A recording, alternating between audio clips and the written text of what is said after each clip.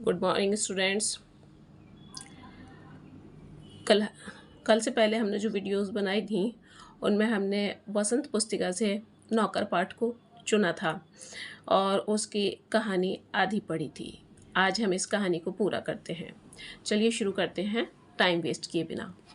एक बार किसी तालाब की भराई का काम चल रहा था जिसमें गांधी जी के साथी लगे हुए थे। एक सुबह का काम खत्म करके वो लोग फावड़े, कुदाल और टोकरियां लिए जब वापस लौटे तो देखते हैं कि गांधी ने उनके लिए तश्तरियों में नाश्ते के लिए फल आदि तैयार कर रखे हैं। एक साथी ने पूछा, आपने हम लोगों के लिए ये सब कष्ट क्यों किया? क्या ये उचित है कि हम आपसे सेवा कराएं? गांधी ने मुस्कुराकर उत्तर दिया, क्यों नहीं। मैं जानता था कि तुम लोग थके मांदे लौटोगे।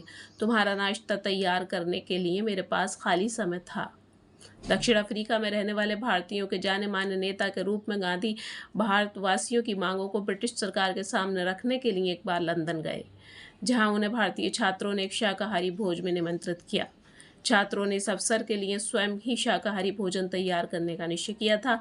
तीसरे पहर 2 बजे एक पतला दुबला और छरेरा आदमी आकर उनमें शामिल हो गया और तश्तरियां धोने, सब्जी साफ करने और अन्य छुटपुट काम करने में उनकी मदद करने लगा।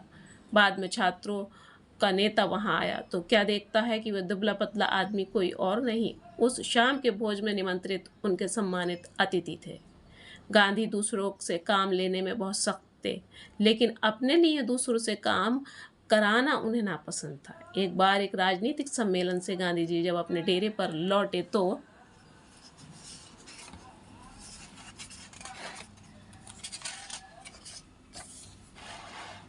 रात हो गई थी। सोने से पहले वे अपने कमरे का फर्श बुहार रहे थे। उस समय रात के 10 बज चुके थे। एक कार्यकर्ता ने दौड़कर गांधी जी के हाथ से बुहारी ले ली। जब गांधी गांवों का दौरा कर रहे होते उस समय रात को यदि लिखते समय लालटेन का तेल खत्म हो जाता तो वे चंद्रमा की रोशनी में ही पत्र पूरा कर लेना ज़्यादा पसंद करते थे, लेकिन सोते हुए किसी अपने थके हुए साथी को नहीं जगाते थे। नवखाली पदयात्रा के समय गांधी ने अपने शिविर में केवल 2 आदमियों को ही रहने की अनुमति दी। इन दोनों को यह नहीं मालूम था कि खाकरा कैसे बनाया जाता है। इस पर गांधी स्वयं रसोई में जा बैठे और निपुण रसोइये की तरह उन्होंने खाकरा बनाने की विधि बताई। उस समय गांधी की अवस्था 78 वर्ष की थी। गांधी को बच्चों से बहुत प्रेम था। अपने बच्चों को जन्म के 2 माह बाद उन्होंने कभी किसी दाई के बच्चे की देखभाल के लिए नहीं रखा। किसी भी दाई को अपने बच्चे की देखभाल के लिए नहीं रखा। वे मानते थे कि बच्चे के विकास के लिए माँ बाप का प्यार और उसकी देखभाल अनिवार्य है। वे माँ की तरह बच्चों की देखभाल करते थे, खिला पिला और बहला सकते थे। एक बार दक्षिण अफ्रीका की जेल से छूटने के बाद घर लौटने पर उन्होंने देखा कि उनके मित्र की पत्नी श्रीमती पोलक बहुत ही दुबली और कमज़ोर हो गई हैं। उनका बच्चा उनका दूध पीना नहीं छोड़ रहा था। वह उसका दूध छुड़ाने की कोशिश कर रही थी। बच्चा उन्हें चैन नहीं लेने देता था और रो रो कर उन्हें जगाए रखता था। गांधी जिस दिन लौटे उसी रात से उन्होंने बच्चे की देखभाल का काम अपने हाथों में ले लिया। सारे दिन बड़ी मेहनत करने, सभाओं में भाषण देने के बाद 4 मील पैदल चलकर गांधी कभी कभी रात को 1 बजे घर पहुंचते और बच्चे को श्रीमती पोलक के बिस्तर से उठाकर अपने बिस्तर पर लिटा लेते थे। वे चारपाई के पास एक बर्तन में पानी भरकर रख लेते ताकि यदि बच्चे को प्यास लगे तो उसे पिला दें, लेकिन इसकी ज़रूरत ही नहीं पड़ती थी। बच्चा कभी नहीं रोता और उनकी चारपाई पर रात में आराम से सोता रहता था। वह पखवाड़े तक माँ से अलग सुलाने के बाद बच्चे ने माँ का दूध छोड़ दिया। गांधी अपने से बड़ों का आदर करते थे। दक्षिण अफ्रीका में गोखले गांधी के साथ ठहरे हुए थे। उस समय गांधी ने उन्हें दुपट्टे पर इस्त्री की। वह इनका बिस्तर ठीक करते थे, उनके भोजन परोसते थे और उनके पैर दबाने को भी तैयार रहते थे। गोखले बहुत मना करते थे, लेकिन गांधी जी नहीं मानते थे। महात्मा कहलाने से बहुत पहले एक बार दक्षिण अफ्रीका से भारत आने पर गांधी कांग्रेस के अधिवेशन में गए। वहां उन्होंने गंदे पखाने साफ किए और बाद में उन्होंने एक बड़े कांग्रेसी नेता से पूछा, मैं आपकी सेवा क्या कर सकता हूँ? तो उन्होंने कहा, मेरे पास बहुत से पत्र इकट्ठे हो गए हैं जिनका जवाब देना है। मेरे पास कोई कारकुन नहीं है जिसे ये काम दूँ। क्या तुम ये काम करने को तैयार हो? गांधी जी ने कहा, ज़रूर, मैं ऐसा कोई भी काम करने को तैयार हूँ जो मेरी सामर्थ्य से बाहर ना हो। यह काम उन्होंने थोड़ी ही देर में समाप्त कर डाला और इसके बाद उन्होंने उन नेता की कमीज के बटन आदि लगाने और उनके अन्य सेवा का काम खुशी से किया। जब कभी आश्रम में किसी सहायक को रखने की आवश्यकता होती थी तब गांधी किसी हरिजन को रखने का आग्रह करते थे। उनका कहना था कि नौकरों में हमें वेतन भोगी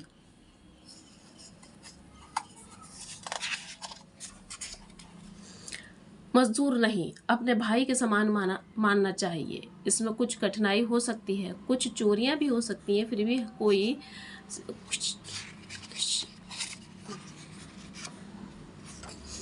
सॉरी फिर भी हमारी कोशिश सर्वथा निष्फल नहीं जाएगी।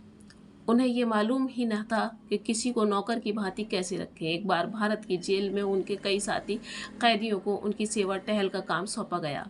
एक आदमी ने उन्हें फल धोता या काटता, दूसरा बकरियों को धोता, तीसरा उनके निजी नौकर की तरह काम करता और चौथा उनके पखाने की सफाई करता था। एक ब्राह्मण कैदी उनके बर्तन धोता और दो गोरे यूरोपियन प्रतिदिन उनकी चारपाई बाहर निकालते थे। गांधी ने देखा कि इंग्लैंड के ऊंचे घरानों में घरेलू नौकरों को परिवार का आदमी माना जाता था। एक बार एक अंग्रेज के घर से विदा लेते समय उन्होंने ये देखकर खुशी हुई कि घरेलू नौकरों का उनसे परिचय नौकरों की तरह नहीं बल्कि परिवार के सदस्य के समान कराया गया। एक बार एक भारतीय सज्जन के यहाँ काफ़ी दिनों तक ठहरने के बाद जब चलने लगे, तब उस घर के नौकरों